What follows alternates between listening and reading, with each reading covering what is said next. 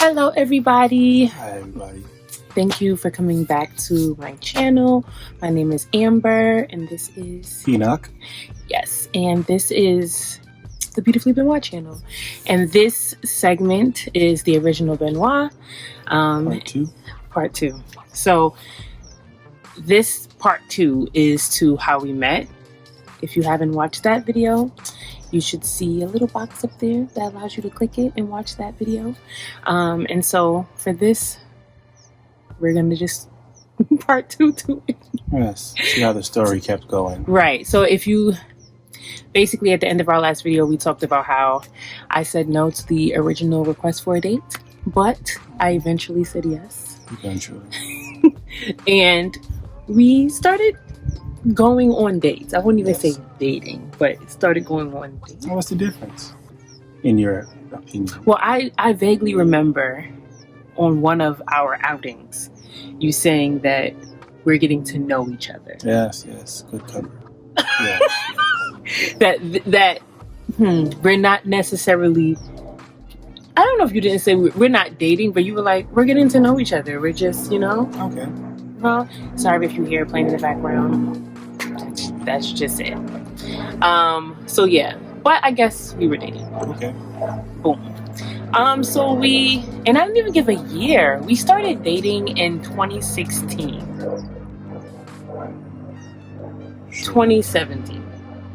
2016 was when he snubbed me, and then January-ish into February is when we started actually dating. So maybe 2017. Okay, whatever. And so that's when we actually started dating, and it was going well. It was going very well. And as we were dating, we were getting to know each other more. I did find out early on that Enoch was Seventh-day Adventist. Yes. Which confused me for a second, I'm not gonna lie. Just because he was playing in my church. So I was like, so are you a Christian or not? And obviously he was a Christian. So that was a huge part of our kind of getting to know each other more, was more on the religious aspect as well as the cultural aspect. Enoch is Haitian. I'm Guyanese, but I'm Americanized. Yeah. So as much culture as he brings to our relationship, I don't necessarily bring what I should bring from my culture. It's fine. It would have been a battle if you had the equal amount of Guyanese Do you culture think coming. So? I mean, yeah, it's easier when it's just when the Haitian culture is pretty strong. I wouldn't say that. What are you trying to say? The Guyanese culture is not? No, but both are dominated by males. So even if it would still end up swaying in my favor. Not to say that male? It's not, because it's not what I want. It's just what the culture says. Is it? It says. So are you working to change that? Well, with the kids that we will one day have, yes, I will preach equality in the household, and it won't just be led by a person just because of their anatomy. Oh, amen. Thank you for cleaning that one up. But for us, it would have been more of a struggle. Okay, well, I guess. Oh, whatever. Anyway, so that was a huge dynamic of our dating life. And I would say because in our getting to know each other, we really liked each other. And you can ask all of my friends, after the 3rd month of dating, I told them that he would be my husband. I promise you, they all know. They all knew. I said it. I wasn't confused. I didn't beat around the bush. I'm like, this is going to be my husband.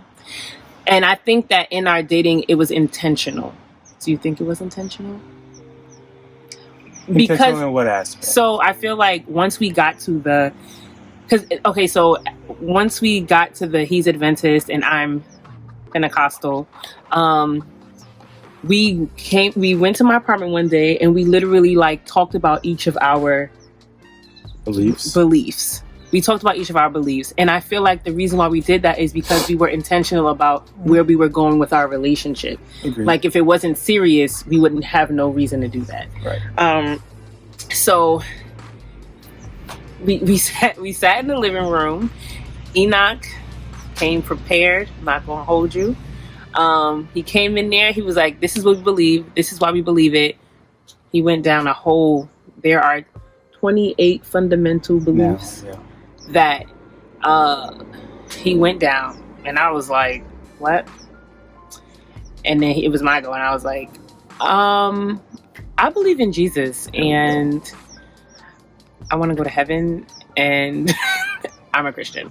So that's all I got. Which, it was kind of like, I feel like that's always been my mindset. But also the church that I went to, we didn't publicize being Pentecostal. Like it was never like this is my denomination. It was like, we went to church, we worship, we praise. Like that was the whole dynamic of my church. So in coming to that conversation, I definitely was unprepared for the structure that came with Adventism. But there was still a lot of overlap at the same time. Just because I had the Adventist formula ready to spell out didn't mean that Amber and her upbringing or her time at the Pentecostal church weren't teaching her a lot of similar things. They just didn't say, okay, this is what we believe. It was more on, you should be doing this because it's the right thing to do, as opposed to me, it's like, well, this belief is the structure and this is what you should be doing based on this belief. It was still the same thing. I just had, I'll say that Adventists will prepare you for the conversation. Their missionary, their missionary work is a part of the everyday life that they teach you from a child until you're an adult. So, it wasn't I didn't feel like I came super prepared. I just feel like I knew. You already knew the stuff that we were supposed to know. Okay, that makes sense. I think so. After that, I still, for me, didn't take it as serious, I think, as should have, because I still looked at it like, oh, I go to a Pentecostal church. He's Adventist. He's gonna, he's probably just gonna come to church for me. He plays at my church, It's not that serious. Take a moment for this, please.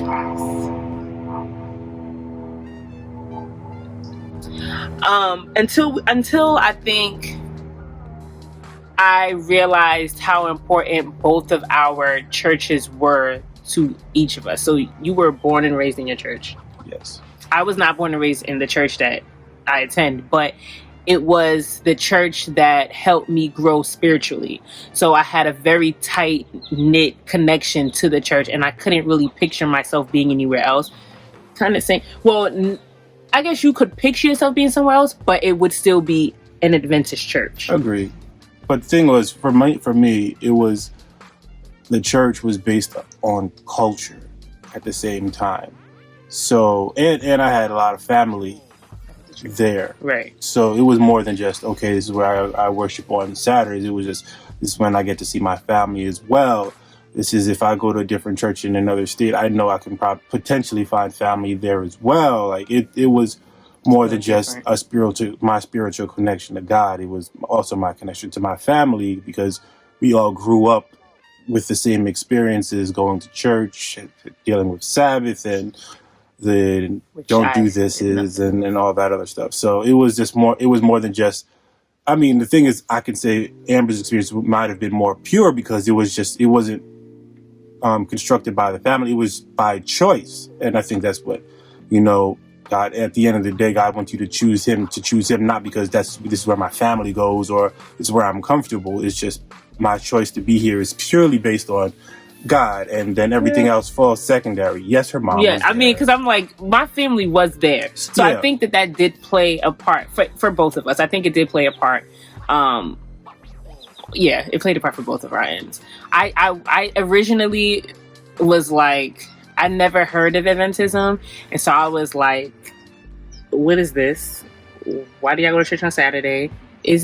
Are you really Christians? Like, who do you worship? Who do you serve? Like, that was where my mind was. And so even in visiting the church, it was very different from my church. Like, my church was very we're up and loud and a lot sometimes and worshiping, and whereas his church was a very conservative, still worshiping, but very conservative version of my church. And so it was weird for me, and I tell people this when they ask, but when I realized that I wasn't, because at one point I did feel like I was leaving God, like I was choosing Enoch over. Man. I felt like I was in a space where I had to choose between Enoch and Adventism, the flesh, or God. Like I felt like I was, if I would left my church and went with him to church, that I was leaving God, because I did not really have a clear understanding of what I was getting myself into. So I definitely was very scared. I did a lot of praying.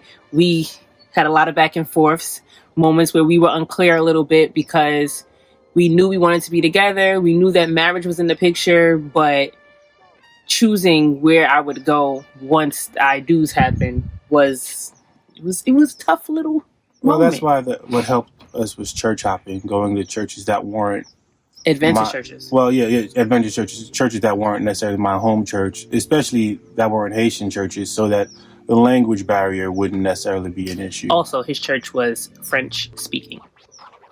French speaking in title, but Creole speaking in reality. So I couldn't actually go to his church, but it would, because I don't speak Creole right now. But I am on Duolingo, and I'm picking it up. You're not paying for this. That's true. Hold on. But yes, so we would have he took me church hopping so that I could see the different types of Adventist churches, and I wasn't stuck on this, like, this is how church would be for me forever. And it did help, because I saw Adventist churches that were very similar to my church. It just was on a Saturday. But what really changed my mindset about it was Enoch's sister, Nadia. Shout out to you, girl. Shout out to Martine as well, just so we could nip that in the bud. But people like me until they meet my sisters, and they're like, "Oh yeah, Enoch's cool." But we love Nadia, and we love Martine. Yes, his sisters. So, one day, Nadia, what? Fine. You having a moment? It's okay. I've gone through this. But here's the thing. I think that that's a good thing. Why? Because you could be in a relationship and people hate your siblings. People dislike your family. That's fine. Why would you be okay with that? Because you live with me.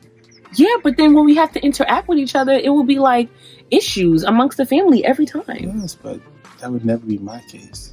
Yeah, but it will be mine. Anyway, clearly me and his sisters have a great relationship. At the end of the day, I saw Nadia, who was the praise and worship leader at the time. Let me sure. Was she or was she not? She was the praise and worship leader. She was leading praise and worship. Let's just say that. It's different. She led praise and worship at the time. And she was leading praise and worship one day. And they sang the same songs we were singing. And as she was worshiping, she started crying. And she was like in worship, like she started crying. She had the eyes closed. She had her hands raised. And I was watching and I was like, oh my gosh, this is God. This is not some cult. They're not following some other God. They are praising Jesus Christ. And I had like an outer body experience, because I felt like I realized what needed to happen, and that was more of a mindset change than it was like I'm doing the wrong thing. Mm-hmm. Like the mindset change was, I can worship God on any day of the week. For me, I can worship God on any of the day of the week. And so me not going to church on Sundays at the moment was okay, because God was still with me and I was still with God. So that was my like, okay, Amber, God is trying to show you, like, I'm here, I'm present. Saturdays are fine. Like, don't think that you're leaving me. And it's okay to be with Enoch. Back in the running. So that helped. I mean, the cultural piece. Well, yes. What was the hardest part to get over initially? For what? For the culture.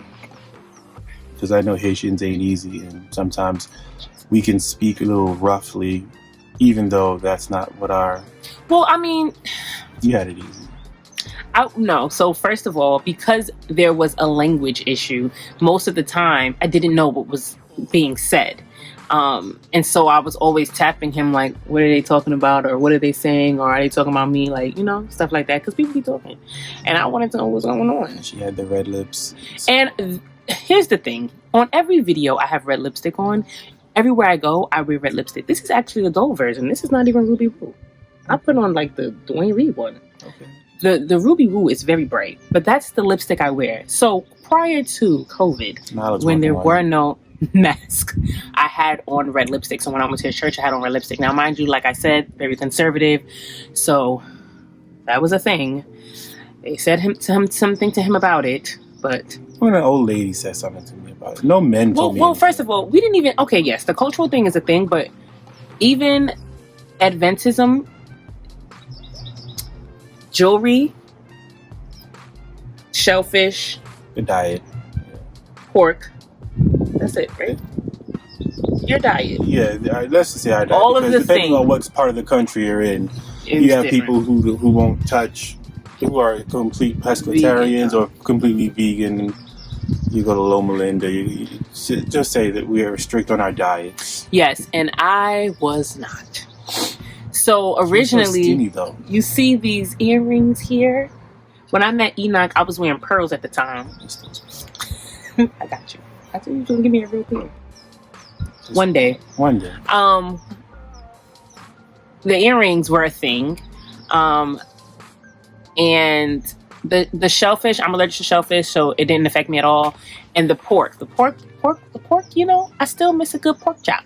I stopped eating pork just because I wasn't raised eating pork. So I started eating pork for real in college. And so I could detach myself from it. Like, it wasn't a thing that was so like, I need this, that I lost my mind. Even though I do love pepperoni on my pizza, and I have not had that in a very long time. Beef pepperoni. You need to buy that. Maybe I'll have a taste. But anyway, so that was the thing with that piece of it. But other than that, everything else was very like opening the Sabbath, which it was different for me, but also like was like, wow, this is nice. Like y'all do this every Friday, and like it was nice. It was a nice thing. And then for the cultural piece, I would say the catering to the man. Is it catering to the man? So I'll never forget. I went to his church. After service, they used to have food downstairs. I went downstairs. They had his sister bomb food. She made food, and I started making my plate. And she said, "Amber, you're not gonna make Enoch's plate? You're not gonna wait until he gets down to eat?" And I was like, in my mind, well, what's wrong with Enoch's hands? Why do I have to make Enoch's plate? Why do I have to wait for Enoch to eat? So that was my first like, oh man, this is gonna be a doozy, because the things that you were accustomed to wasn't even in my brain. I know. It wasn't even in my brain. So I think it was mostly that, like catering to another person. Yeah, I guess so. A man specifically. So you wouldn't have had an issue for treating an uncle that way? No, you're right. Your father? No, I wouldn't when have. Visiting? I wouldn't have. I would not have made the plate, is what I'm saying. I would have expected them to do it. Okay. So that was different for me. So we went through. We can dive into the real cultural aspects of it. We can go deeper into the Adventism piece of it. But for this second video, what I'll say is we went through the ups and downs of that. We went through the ups and downs of the denominations, of the cultural aspect of it. And still at the end, we chose each other. And so things continue to progress. Things begin to get more real. So that's all. Yeah, it began to get more real. And so stay tuned for the next video. Yep. So that we can really talk about getting to the ring, I guess. Getting to the ring and the altar. Because I think that's a common question. Like, I was asked that. So yes, in our next video, we'll talk about getting to the ring. So thank you guys. Thank you guys for joining. Thank you for watching. Do not forget to like. Do not forget to share. Do not forget to subscribe. And thank you again, Enoch, for joining us, even though he's going to be here for a while. And we hope you guys have a blessed day. Bye-bye.